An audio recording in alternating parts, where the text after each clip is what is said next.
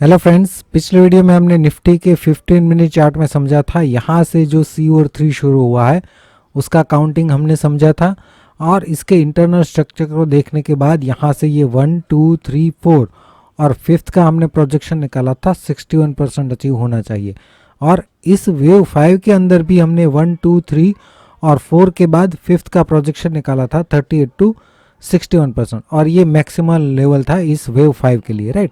और हमने डिस्कस किया था कि जनरली जो है 38 to 61% की रेंज में ये पूरा हो सकता है और वहाँ से हमें एक रिट्रेसमेंट इस पूरे वेव 3 का देखने को मिल सकता है। और निफ्टी जो है ओपनिंग ही यहीं पे हुआ 61% के पास और वहीं से हमें एक शार्प डिक्लाइन देखने को मिला और ये जो वेव 3 हम एक्सपेक्ट कर रहे थे उसी के 23 to 38% की रेंज में और वहाँ से हमें एक बाउंस भी देखने को ऑलरेडी मिल चुका है। अभी आज के वीडियो में फिर से अगर हम निफ्टी का डेली चार्ट देखें तो यहाँ पे कोई चेंजेस नहीं है। इस रेंज में हम सपोर्ट एक्सपेक्ट कर रहे थे और उसी रेंज में से हमें एक बाउंस भी देखने को मिला है। तो ये जो लास्ट वाला ABC है उसको अब हम नहीं देख रहे हैं क्योंकि उसका रिट्रेसमेंट 38% जो आ रहा था उसके ऊपर ये ऑलरेडी अब ट्रेड कर रहा है, मतलब कि पॉजिटिव है। तो इस डिक्लाइन पे हम फोकस नहीं कर रहे हैं।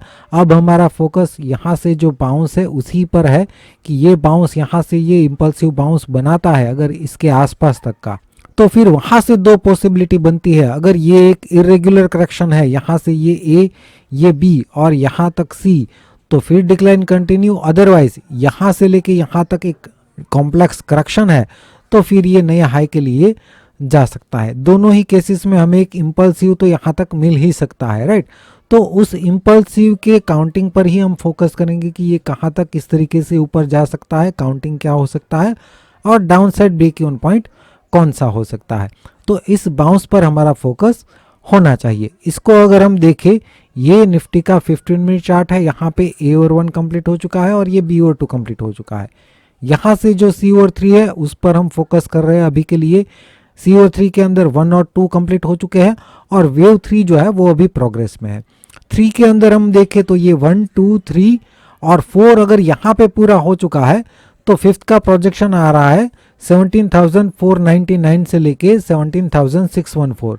इस रेंज में जो है ये वाला रेड वाला वेव 5, मतलब कि ये ब्लू वाला वेव 3 जो है वो पूरा हो सकता है। मान लीजिए अगर यहाँ से डिक्लाइन करता है तो ये C और 3 जो है उस पूरे C और 3 का रिट्रेसमेंट हमने निकाला है 23 to 38% और ये down side break even point है 17,231 के नीचे। अगर निफ्टी ट्रेड करने लगता है फिर से यहाँ से बाउंस किए बिना ही, तो फिर से ये नेगेटिव बन जाएगा और इस बाउंस को हम करेक्टिव बाउंस जो है वो मान लेंगे। लेकिन वो कब इसके नीचे ट्रेड करता है तो ही, अदरवाइज इस रेंज में अभी भी हम सपोर्ट एक्सपेक्ट कर सकते हैं। अगर यहाँ पे आता है तो फिर से बाइंग की अपॉर्चुनिटी बन सकती है।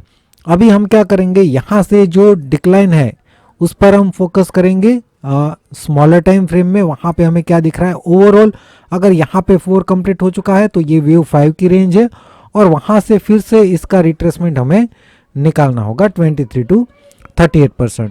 अब ये जो डिक्लाइन है उसको अगर हम स्मॉलर टाइम फ्रेम में देखें तो यहाँ पे अगर ये 4 कंप्लीट हो चुका है तो जैसा हमने डिस्कस किया इस रेंज में डायरेक्टली बाउंस हो सकता है। लेकिन अगर यहाँ से डिक्लाइन करता है तो इस बाउंस को हम करेक्टिव ABC कंसिडर करेंगे और यहाँ से C और 3 का प्रोजेक्शन जो है 100 to 123% की रेंज ये सपोर्ट बन सकता है और यहाँ से फिर से बाउंस जो है वो कंटिन्यू हो सकता है। अगर प्रेजेंट लेवल से ही बाउंस कंटिन्यू होता है तो इसको हम 1 2 फिफ्थ के अंदर, ये फोर्थ है और फिफ्थ के अंदर हम 1 2 3 4 और 5 इस तरीके से इस रेंज में बाउंस एक्सपेक्ट कर सकते हैं। ओवरऑल इसके नीचे ट्रेड करता है तो ही निफ्टी को हम नेगेटिव मान सकते हैं। उससे पहले ये भी एक सपोर्ट रेंज बन सकती है अगर ये करेक्टिव डिक्लाइन बनता है तो। ओवरऑल सभी सिनारियो हमने 5 मिनट चार्ट तक समझ लिया है। इसके हिसाब से आप कल के लिए प्लान कर सकते हैं। वीडियो देखने के लिए आपका बहुत बहुत शुक्रिया, धन्यवाद।